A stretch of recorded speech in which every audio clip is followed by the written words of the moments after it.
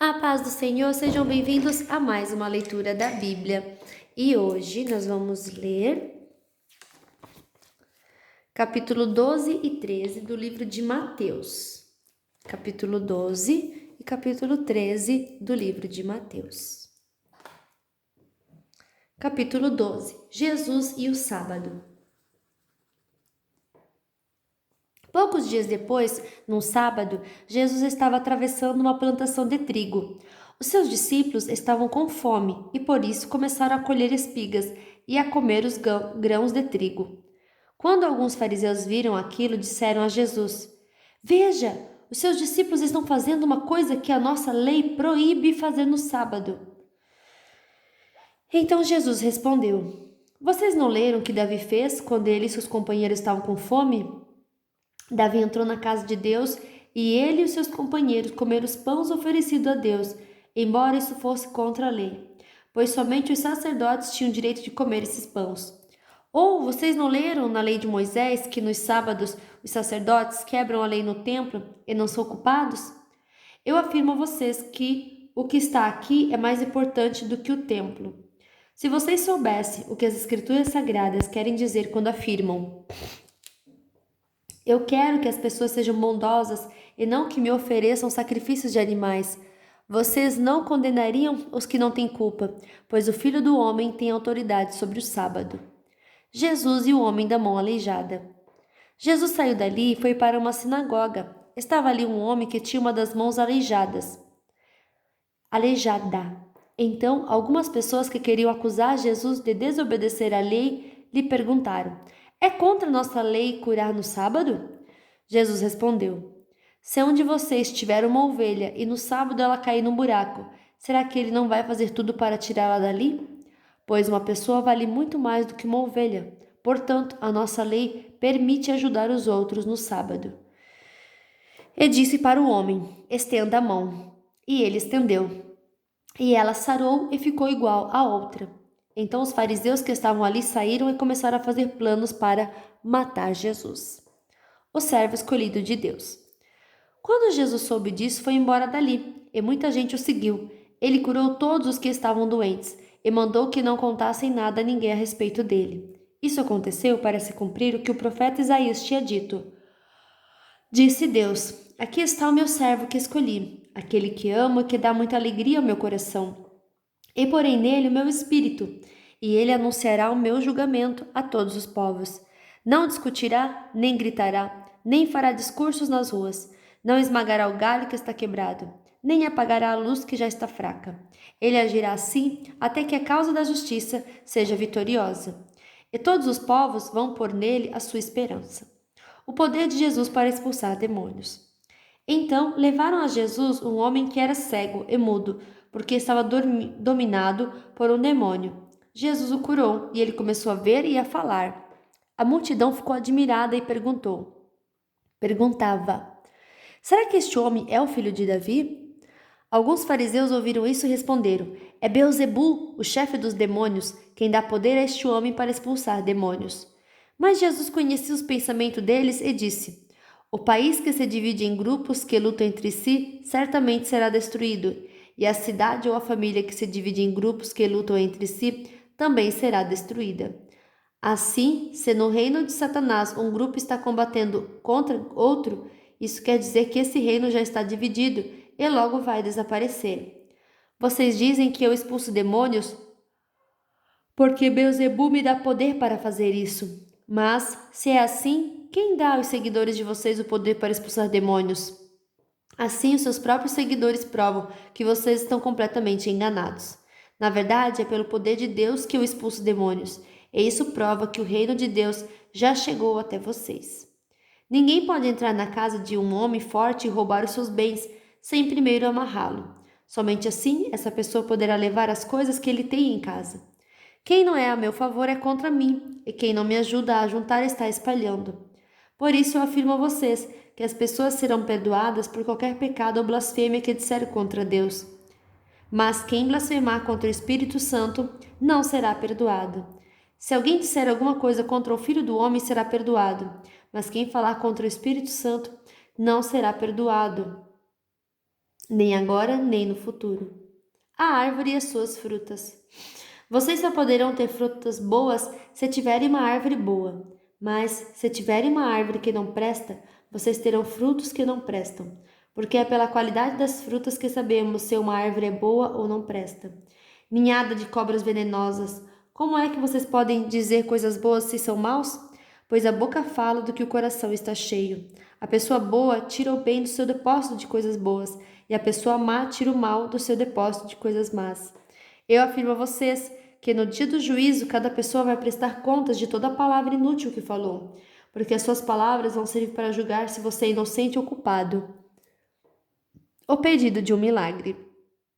Então alguns mestres da lei e alguns fariseus disseram a Jesus: Mestre, queremos ver o Senhor fazer um milagre. Jesus respondeu: Como as pessoas de hoje são más e sem fé, vocês estão me pedindo que faça um milagre, mas o milagre do profeta Jonas é o único sinal que lhes será dado. Porque assim como Jonas ficou 3 dias e 3 noites dentro de um grande peixe, assim também o Filho do Homem ficará 3 dias e 3 noites no fundo da terra. No dia do juízo, o povo de Nínive vai se levantar e acusar vocês, pois eles se arrependeram de seus pecados quando ouviram a pregação de Jonas. E eu afirmo que o que está aqui é mais importante do que Jonas. No dia do juízo, a rainha de Sabá vai se levantar e acusar vocês, pois ela veio de muito longe para ouvir os sábios ensinamentos de Salomão. E eu afirmo que o que está aqui é mais importante do que Salomão.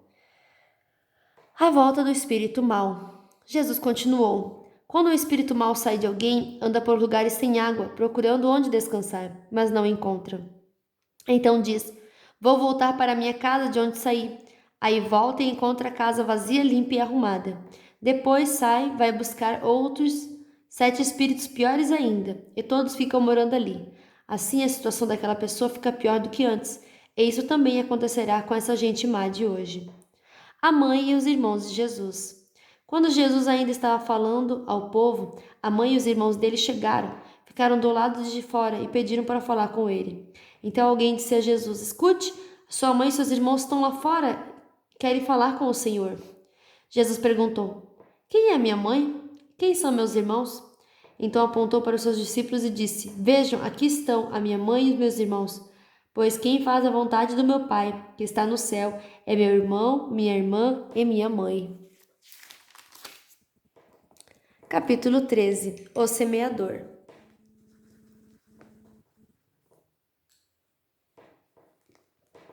Naquele mesmo dia, Jesus saiu de casa, foi para a beira do lago da Galileia, sentou-se ali e começou a ensinar. A multidão que se ajuntou em volta dele era tão grande que ele entrou num barco e sentou-se, e o povo ficou em pé na praia. Jesus usou parábolas para ensinar muitas coisas. Ele disse: Escutem, certo homem saiu para semear. Quando estava espalhando as sementes, algumas caíram na beira do caminho, e os passarinhos comeram tudo. Outra parte das sementes caiu no lugar onde havia muitas pedras e pouca terra. As sementes brotaram logo porque a terra não era funda, mas quando o sol apareceu, queimou as plantas e elas secaram, porque não tinham raízes. Outras sementes caíram no meio dos espinhos, que cresceram e sufocaram as plantas. Mas as sementes que caíram em terra boa produziram na base de 160 e de 30 grãos por um. E Jesus terminou dizendo: Se vocês têm ouvidos para ouvir, então ouçam. Por que Jesus usava parábolas? Então os discípulos chegaram perto de Jesus e perguntaram: Por que o Senhor usa parábolas para falar com essas pessoas? Jesus respondeu: A vocês Deus mostra os segredos do reino do céu, mas a elas não, pois quem tem receberá mais, para que tenha mais ainda, mas quem não tem, até o pouco que tem lhe será tirado. É por isso que eu uso parábolas para falar com essas pessoas, porque elas olham e não enxergam, escutam e não ouvem nem entendem. E assim acontece com essas pessoas, o que disse o profeta Isaías. Vocês ouvirão, mas não entenderão, olharão, mas não enxergarão nada, pois a mente desse povo está fechada. Eles taparam os ouvidos e fecharam os olhos. Se eles não tiverem feito isso, seus olhos poderiam ver e os seus ouvidos poderiam ouvir. A sua mente poderia entender e eles voltariam para mim e eu os curaria, disse Deus. Jesus continuou dizendo: Mas vocês, como são felizes, pois os seus olhos veem, os seus ouvidos ouvem, eu afirmo a vocês que isto é verdade. Muitos profetas e muitas outras pessoas do povo de Deus gostariam de ver o que vocês estão vendo, mas não puderam. Gostariam de ouvir o que vocês estão ouvindo, mas não ouviram. Jesus explica a parábola do semeador. Então, escutem e aprendam o que a parábola do semeador quer dizer. As pessoas que ouvem a mensagem do reino, mas não a entendem, são como as sementes que foram semeadas na beira do caminho. O maligno vem e tira o que foi semeado no coração delas. As sementes que foram semeadas, onde havia muitas pedras, são as pessoas que ouvem a mensagem e aceitam logo com alegria, mas duram pouco porque não têm raiz. E quando por causa da mensagem chegam os sofrimentos e as perseguições, elas logo abandonam a sua fé. Outras pessoas são parecidas com as sementes que foram semeadas no meio dos espinhos. Elas ouvem a mensagem, mas as preocupações deste mundo e a ilusão das riquezas sufocam a mensagem, e essas pessoas não produzem frutos. E as sementes que foram semeadas em terra boa são aquelas pessoas que ouvem e entendem a mensagem e produzem uma grande colheita. Umas 100, outras 60 e ainda outras 30 vezes mais do que foi semeado. O joio. Jesus contou outra parábola. Ele disse ao povo: O reino do céu é como um homem que semeou sementes boas nas suas terras. Certa noite, quando todos estavam dormindo, veio um inimigo, semeou no meio do trigo uma erva ruim chamada joio e depois foi embora. Quando as plantas cresceram e se formaram as espigas, o joio apareceu. Aí os empregados do dono das terras chegaram e disseram: Patrão, o senhor semeou sementes boas nas suas terras, de onde será que veio esse joio? Foi algum inimigo que fez isso, respondeu ele. E eles perguntaram: O senhor quer que a gente arranque o joio? Não, respondeu ele, porque quando vocês forem tirar o joio, poderão arrancar também o trigo. Deixem o trigo e o joio crescerem juntos, até o tempo da colheita. Então eu direi aos trabalhadores que vão fazer a colheita: arranquem primeiro o joio e amarrem em feixes, para ser queimado. Depois colham o trigo e ponham no meu depósito. A semente de mostarda. Jesus contou outra parábola. Ele disse ao povo: O reino do céu é como uma semente de mostarda que um homem pega e semeia na sua terra. Ela é a menor de todas as sementes, mas quando cresce, torna-se a maior de todas as plantas.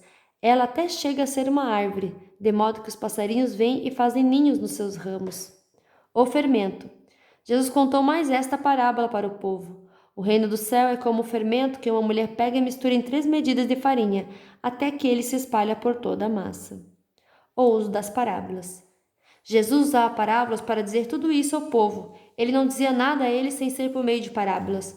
Isso aconteceu para se cumprir o que o profeta tinha dito. Usarei parábolas quando falar com esse povo. Explicarei coisas desconhecidas desde a criação do mundo.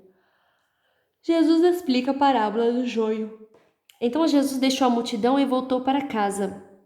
Os discípulos chegaram perto dele e perguntaram: Conte para nós o que quer dizer a parábola do joio. Jesus respondeu: Quem semeia as sementes boas é o Filho do Homem. O terreno é o mundo. As sementes boas são as pessoas que pertencem ao reino, e o joio as que pertencem ao maligno. O inimigo que semeia o joio é o próprio diabo.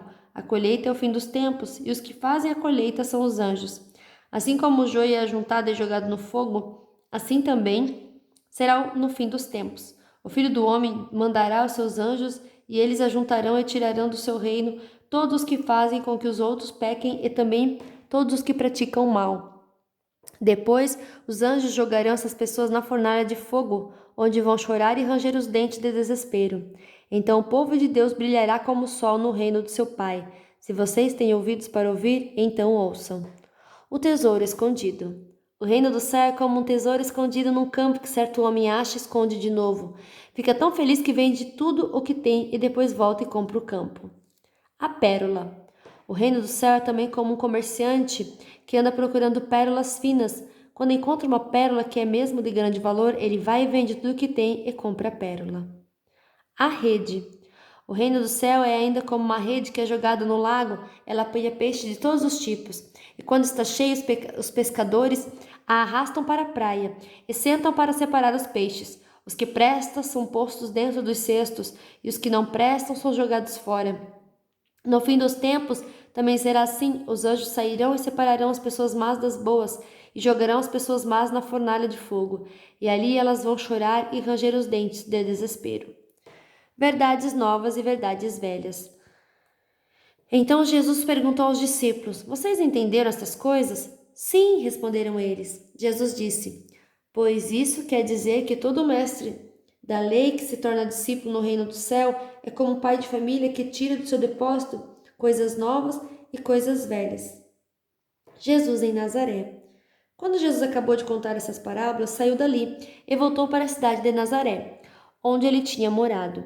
Ele ensinava na sinagoga e os que o ouviam ficavam admirados e perguntavam: de onde vem a sabedoria dele e o poder que ele tem para fazer milagres? Por acaso ele não é o filho do carpinteiro? A sua mãe não é Maria? Ele não é irmão de Tiago, José, Simão e Judas? Todas as suas irmãs não moram aqui? De onde é que ele consegue tudo isso? Por isso ficaram desiludidos com ele, mas Jesus disse: um profeta é respeitado em toda parte, menos na sua terra e na sua casa. Jesus não pôde fazer muitos milagres ali, porque eles não tinham fé. Fim da nossa leitura de hoje. Que Deus abençoe a sua vida poderosamente e até amanhã. Tchau!